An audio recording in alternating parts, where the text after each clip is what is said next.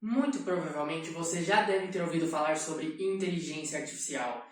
Ela se encontra cada vez mais presente nas empresas, nos algoritmos de sites e redes sociais e também se encontra muito presente em pesquisas do âmbito acadêmico. E nesse contexto, as redes neurais artificiais são um dos métodos de inteligência artificial para se reconhecer padrões de uma amostra de dados, podendo lidar, por exemplo, com problemas de previsão, em que se tenta prever um número de algum determinado contexto. A minha pesquisa em si se trata de um problema de previsão, em que se tem um sistema de microfiltração tangencial de gomas guar e xantana. Essas duas gomas são utilizadas pelas indústrias alimentícia e de cosméticos e são usadas para fornecer melhores texturas aos produtos dessas indústrias, dentre outras funções, e um sistema de microfiltração tangencial consiste de uma tubulação cilíndrica em que no meio dela se tem uma placa filtradora.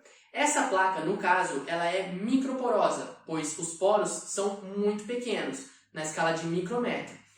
A solução a ser filtrada passará tangencialmente sobre essa placa e sairá aqui embaixo, sendo a solução filtrada, em que as redes neurais foram criadas para justamente prever qual seria o fluxo dessa solução filtrada, fornecendo parâmetros como temperatura e pressão desse sistema de filtração, a velocidade de escoamento do fluido sobre a placa, o tempo de filtração e também o tamanho do poro da membrana filtradora. Essas redes foram criadas por mim utilizando o software MATLAB e os dados gerados por esse software foram interpretados pela linguagem de programação Python.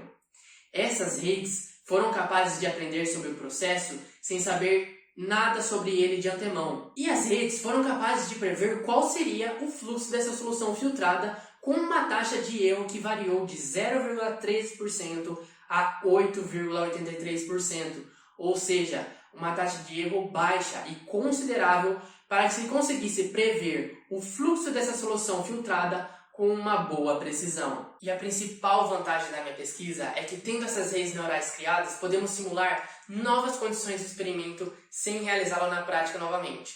Então, se é necessário descobrir qual seria o fluxo de solução filtrada para um valor de temperatura, por exemplo, em que não havia sido testado anteriormente, podemos inserir esse valor de temperatura na rede neural e ela fará uma previsão de quanto seria o fluxo da solução filtrada.